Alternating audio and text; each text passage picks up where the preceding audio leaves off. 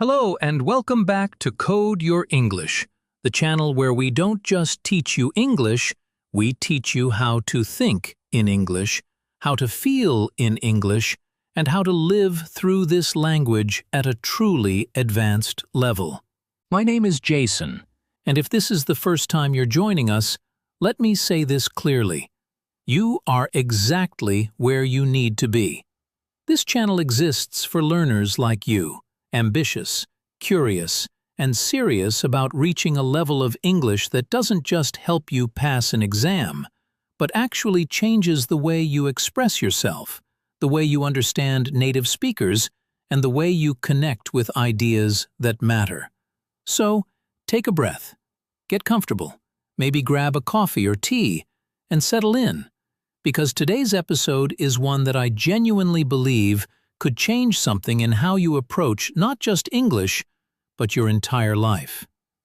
Before we dive in, if you're new here, please consider subscribing to Code Your English. It costs you nothing, it takes 2 seconds, and it means everything to this channel's growth. If you've been here before and you've found value in what we do, hit that subscribe button, turn on notifications, and leave a comment below telling me where you're listening from and what level you think you're currently at. It helps me understand who you are, and it helps other learners find this content too. Now, let's get into today's theme, a theme that touches every single one of us in the modern world, whether we are students, professionals, parents, freelancers, or dreamers chasing some bigger goal. Today we are talking about the power of deep work. The age of constant distraction. Let me start with a question, and I want you to actually pause and think about it, rather than rushing past it, the way we rush past almost everything in our daily lives. When was the last time you worked, truly worked, without a single interruption, for even 1 full hour? Try to remember. Was it yesterday? Last week? Last month? For many of us, the honest answer is troubling, because we live in an age where our attention is constantly being pulled in a dozen directions at once, and we have somehow normalized this as simply the way life is. Think about your average day for a moment. You wake up, and within minutes, you're already looking at a screen. Notifications arrive in a steady stream throughout the day. A message here, an alert there, a sound that pulls your eyes away from whatever you were doing just seconds before. We call ourselves busy, and in a strange way we even take a kind of pride in that busyness, as though being constantly occupied is the same thing as being productive.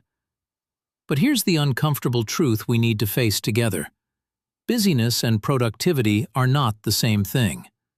You can be busy all day long, moving from task to task, replying to messages, attending meetings, scrolling through endless feeds, and still reach the end of the day having accomplished almost nothing that truly matters. This is the age of constant distraction, and it is reshaping not only how we work, but how we think, how we feel, and even who we are becoming. Our attention has become fragmented, broken into smaller and smaller pieces, scattered across apps, tabs, conversations, and obligations. We exist in a state of constant stimulation, where silence feels uncomfortable and stillness feels almost unnatural. Many of us operate primarily in what we might call a reactive mode, simply responding to whatever demands our attention in that exact moment, rather than directing our energy towards something we have chosen with intention.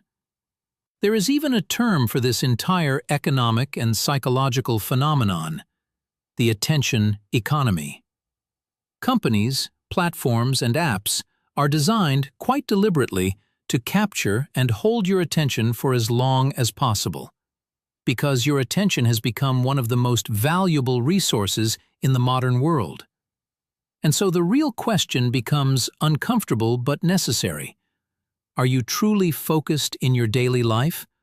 Or are you simply reacting, moment after moment, to whatever pulls at your awareness? I want you to hold that question gently in your mind as we move forward, because everything we discuss today builds upon this single, simple, and yet deeply unsettling observation about modern life. What deep work really means. Now that we've named the problem, let's introduce the concept that will guide the rest of our conversation today. A concept that has the power to change how you approach your work, your studies, and even your sense of personal fulfillment. The idea is called deep work, and once you understand what it truly means, you will start to see your own daily habits in an entirely new light. Deep work refers to a state of focused, distraction-free concentration directed toward tasks that are cognitively demanding, tasks that genuinely stretch your mental abilities and require your full presence. It is the kind of work where your mind is fully absorbed, where time seems to disappear, and where you produce something of real and lasting value. Deep work stands in direct opposition to what we might call shallow work, and understanding this contrast is essential if we want to truly grasp the idea. Shallow work includes all of those small, fragmented tasks that fill so much of our day. Answering emails, sitting through meetings that could have been a simple message, scrolling through social media under the excuse of taking a short break, constantly switching between one task and another without ever truly settling into any of them. Shallow work keeps us occupied. It keeps us feeling like we are doing something, but it rarely moves us forward in any meaningful or lasting way. Here is something important to sit with. Not all work creates equal value. Some activities feel productive in the moment. They give us a small sense of accomplishment, a tiny dopamine hit when we clear our inbox or respond quickly to a message. But they often create very little real progress in our lives, our careers, or our personal growth. Meanwhile, deep work, though it may feel slower, more demanding, even uncomfortable at times, is the kind of effort that actually builds something lasting, whether that is a skill, a piece of writing, a solved problem, or, in our case here at Code Your English, a genuinely advanced command of the English language. So here is the key contrast I want you to remember throughout this entire episode. Shallow activity keeps you busy, but deep work moves you forward. This single distinction is one of the most important ideas you will encounter today, and I encourage you to write it down, to sit with it, to let it settle into your thinking as we continue exploring why this kind of focused concentration has become so difficult to achieve in our modern lives. Why deep work feels so difficult today. If deep work is so valuable, why does it feel almost impossible for so many of us to achieve? This is where we need to step into the psychology behind distraction, because understanding the mechanism behind our scattered attention is the first step toward reclaiming it. The truth is, our brains are quite literally being trained, day after day, to expect and even crave distraction. And this training happens so gradually that most of us never even notice it occurring. At the center of this issue is something called the dopamine loop. Every time we receive a notification, a like, a message, or some small piece of new information, our brain releases a tiny burst of dopamine, the neurotransmitter associated with pleasure and reward. This feels good, even if only for a fraction of a second, and our brain begins to associate checking our phone, refreshing our feed, or switching tasks with this small reward. Over time, this creates what can only be described as a compulsive behavior pattern, where we reach for stimulation not because we consciously decide to, but because our brain has been conditioned to seek it out automatically. Social media platforms and constant digital checking behaviors have measurably reduced our collective attention span. And this is not simply an opinion, it is something we can observe in our own daily experience if we are honest with ourselves. Here is the important insight I want you to really absorb. Distraction is no longer accidental. It is no longer something that simply happens to us by chance. It has become a default cognitive pattern, a kind of mental groove that our minds fall into automatically unless we make a deliberate effort to interrupt it. Think about your own real-life examples for a moment. Do you check your phone every 5 minutes, almost without realizing you're doing it? Do you find yourself switching between browser tabs while trying to complete a single task, opening one window, then another, then returning to the first without having finished anything? Do you watch videos or listen to background content while you're supposedly working on something else, telling yourself that you can multitask effectively, when, in reality, your attention is being divided and diminished? I want to leave you with 2 reflection questions here, and I genuinely want you to consider them honestly rather than rushing past them. Can you sit in silence with no phone, no screen, no external stimulation without feeling the urge to reach for some form of distraction? And is boredom something that feels deeply uncomfortable to you, something you instinctively try to escape the moment it arises? Your honest answers to these questions will tell you a great deal about how trained your mind has become toward distraction, and more importantly, how much work lies ahead in retraining it toward deeper focus. The hidden cost of shallow living. Now we need to go somewhere a little deeper, somewhere more emotional and more personal, because the conversation about deep work is not only about productivity, output, or career success. It touches something far more fundamental, the actual quality of the life we are living, day by day, moment by moment. When we exist primarily in a state of distraction, something quiet but significant begins to happen inside us. Our thinking becomes shallow, meaning we rarely engage with ideas deeply enough to truly understand them, to question them, or to build something original from them. Our creativity begins to decline, because creativity requires space, requires the mind to wander freely and connect ideas in unexpected ways, and this kind of mental space simply cannot exist when we are constantly being pulled toward the next notification or the next quick task.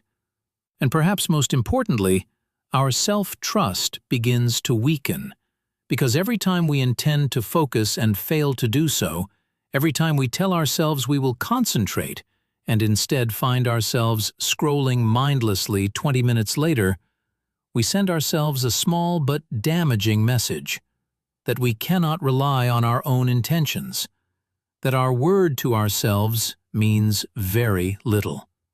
This brings us to a big idea that I want you to really absorb, because it carries weight beyond just productivity advice. A distracted life often becomes a fragmented life. When our attention is scattered across dozens of small distractions throughout the day, our sense of self can become scattered too. We lose the thread of who we are and what we are working toward, because we never give ourselves the sustained time and space needed to think clearly about it. I want to offer you a metaphor here, one that I find genuinely beautiful and useful for understanding this idea. Attention is like sunlight.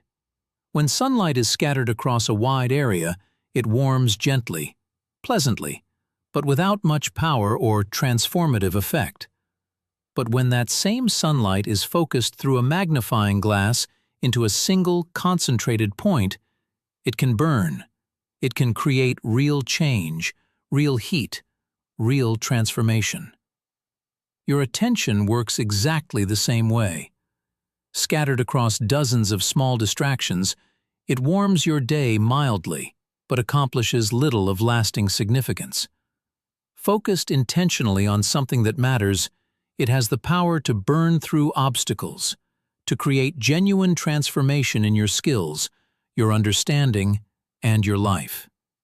This is, I believe, one of the most emotionally resonant ideas in this entire conversation, and I hope it stays with you long after this episode ends. Deep work as a form of self-respect. Let's shift our perspective now, moving away from productivity for a moment and toward something deeper: identity. Because here is something I genuinely believe with my whole heart. Protecting your focus is not simply a productivity technique, it is an act of self-respect. When you choose deep work over shallow distraction, you are making a quiet but powerful statement to yourself that your time, your mind, and your potential are worth protecting and worth honoring. Choosing deep work, in essence, means choosing intention over impulse. It means deciding, deliberately and consciously, where your energy and attention will go, rather than allowing every passing notification, every fleeting urge, every external pull to dictate how you spend your most valuable resource. This is a profound shift in how we relate to our own minds, and it requires us to ask ourselves some genuinely difficult questions. What kind of person are you becoming through your daily habits? This question deserves real reflection, because our habits, repeated day after day, quietly shape who we are. They shape your mind, building either patterns of focus and discipline or patterns of distraction and impulsivity. They shape your internal dialogue, the way you speak to yourself in moments of difficulty, either with encouragement and confidence or with frustration and self-doubt. And ultimately, they shape your future identity, the person you will look back and recognize, or fail to recognize, 10 years from now. I want to leave you with 2 questions here that I genuinely hope you will sit with after this episode ends. What deserves your full attention in this season of your life? Not your partial attention, not your distracted, half-present attention, but your complete, undivided focus. And secondly, what are you training your brain to become through the countless small choices you make every single day? These questions move us beyond simple productivity advice and into something closer to a philosophy of conscious, intentional living, where every choice about where we direct our attention becomes a small vote for the kind of person we are choosing to be. Building the skill of focus. Now that we've explored the deeper philosophical and emotional dimensions of this topic, let's bring things back down to earth with something practical and genuinely actionable. Because understanding a concept is only valuable if we can translate it into real change in our daily lives. Here is something important to understand from the very beginning. Deep work is not a fixed talent that some people simply have and others lack. It is a skill, and like any skill, it can be deliberately trained and developed over time. Let's walk through several practical strategies that can genuinely help you build this skill, one step at a time.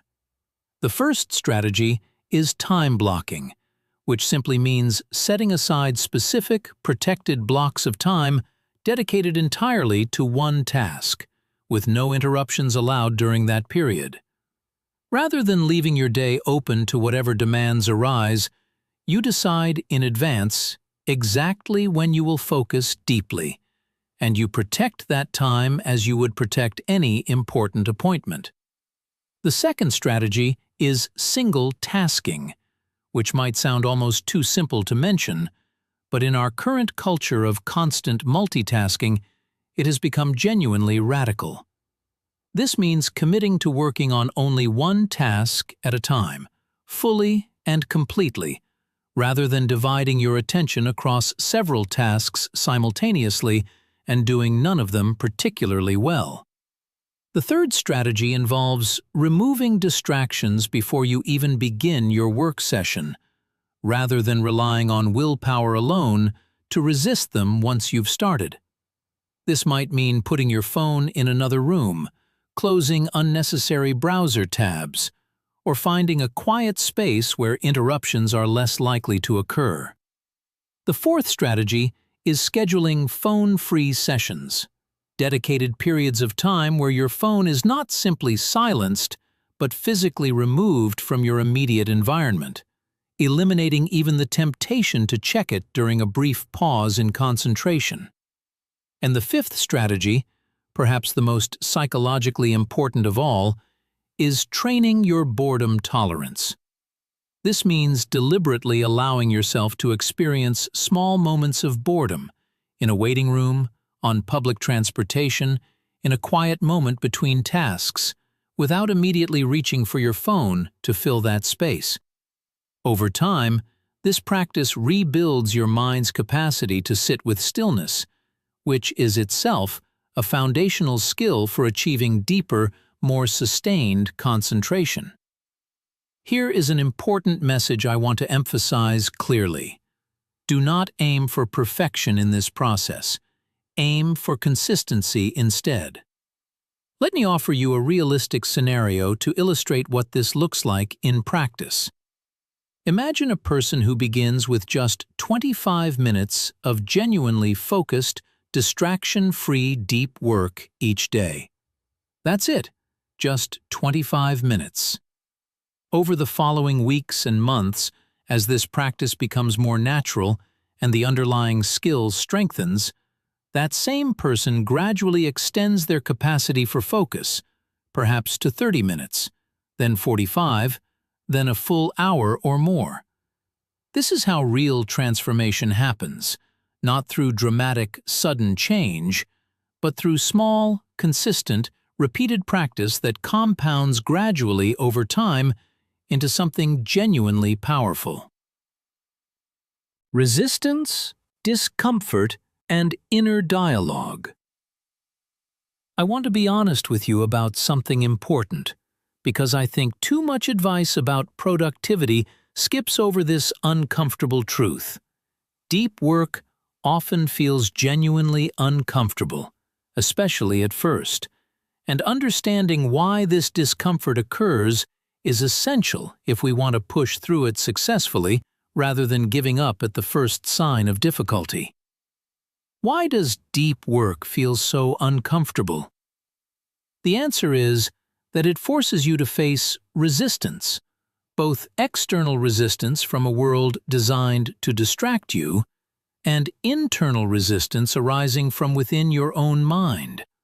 When you sit down to focus deeply, especially in the early stages of building this skill, you will likely encounter a range of uncomfortable inner experiences.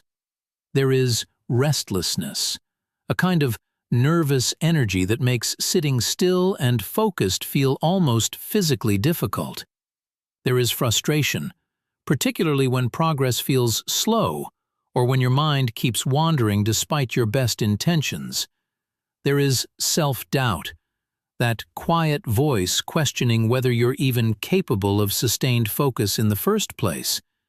And there is mental fatigue, a genuine cognitive tiredness that comes from exercising a mental muscle that has perhaps gone underused for quite some time. Here is an important insight that I think deserves real emphasis. Often, the real battle is internal, not external. We tend to blame our environment, our phones, our notifications, our circumstances, for our lack of focus. And certainly these external factors play a role. But frequently, the deeper obstacle is something happening entirely within our own minds, in the form of limiting beliefs that we have quietly accepted as fact without ever questioning them. Let's explore some of these limiting beliefs directly, because naming them clearly is often the first step toward dismantling their power over us. Perhaps you've told yourself, "I can't focus," as though this were a permanent, unchangeable trait, rather than a skill that simply hasn't been developed yet. Perhaps you've said, "I'm too distracted," treating distraction as an identity rather than a habit that can be changed through deliberate practice. Or perhaps you've convinced yourself, "I work better under pressure," using last-minute panic as an excuse to avoid the more uncomfortable, more demanding practice of sustained, intentional concentration. I want to leave you with a genuinely important question here, one that I encourage you to reflect on honestly. What does your inner voice say when things become difficult? When focus feels hard? When distraction calls more loudly than concentration? Does that inner voice encourage you forward with patience and understanding? Or does it criticize and discourage you, reinforcing the very limiting beliefs that keep you stuck in shallow patterns? Becoming aware of this internal dialogue is itself a crucial step in building the resilience needed to push through the inevitable discomfort that comes with developing any meaningful new skill, including the skill of deep, sustained focus. The transformation that deep work creates. Now let's turn our attention towards something genuinely inspiring, because everything we've discussed so far, the difficulty, the resistance, the discomfort, exists in service of a transformation that is genuinely worth pursuing. Deep work, practiced consistently over time, changes far more than simply your output or your productivity metrics. It changes your identity, fundamentally and permanently, in ways that extend well beyond whatever specific task or skill you were originally focused on. Let's consider some of the long-term benefits that emerge from a consistent practice of deep, focused work.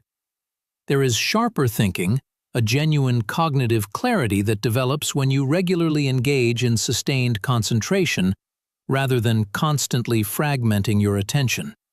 There is confidence, which grows naturally from repeatedly proving to yourself that you can sit with difficulty and produce something meaningful on the other side of it. There is resilience, a strengthened capacity to face challenges without immediately retreating into distraction or avoidance. There is deeper creativity, because focused minds, given enough uninterrupted space, naturally begin to make unexpected connections and generate original ideas. And there is stronger self-trust, perhaps the most valuable benefit of all, because every time you commit to focus and follow through, you reinforce a quiet but powerful belief that your word to yourself actually means something. Here is an emotional message I want you to carry with you long after this episode ends. Every single focused session, no matter how small, no matter how imperfect, becomes evidence that you can do hard things. This evidence accumulates over time, building a kind of inner foundation of capability and confidence that extends far beyond whatever specific work you were originally focusing on. It begins to influence how you approach challenges in every area of your life. Your career, your relationships, your personal growth, and yes, your journey toward mastering advanced English, right here with Code Your English. This brings us to perhaps the central big idea of this entire episode. Deep work builds character. It is not simply a technique for getting more done in less time, though it certainly accomplishes that as a secondary benefit. At its core, deep work is a practice that shapes who you are becoming, strengthening your discipline, your patience, your resilience, and your capacity to engage meaningfully with difficulty rather than constantly avoiding it. This is, I believe, the deepest and most inspiring truth hidden within this entire conversation. And I hope it resonates with you as powerfully as it resonates with me. As we come to the end of our conversation today, I want to bring everything we've discussed together into one final, reflective thought. Something that I genuinely hope stays with you long after you finish listening to this episode and return to the busyness of your everyday life. Attention is one of life's most valuable resources, perhaps even more valuable than time itself, because time spent in a state of fragmented, scattered attention is, in many real and meaningful ways, time lost entirely. there is a simple but profound truth I want to leave you with. Where attention goes, life follows. This is not simply a poetic phrase, it is a genuine description of how human experience actually works. The things we consistently give our attention to, whether they are meaningful projects, important relationships, valuable skills, or endless scrolling and shallow distraction, gradually become the substance of our lives themselves. We do not simply spend our attention, we become what we consistently attend to.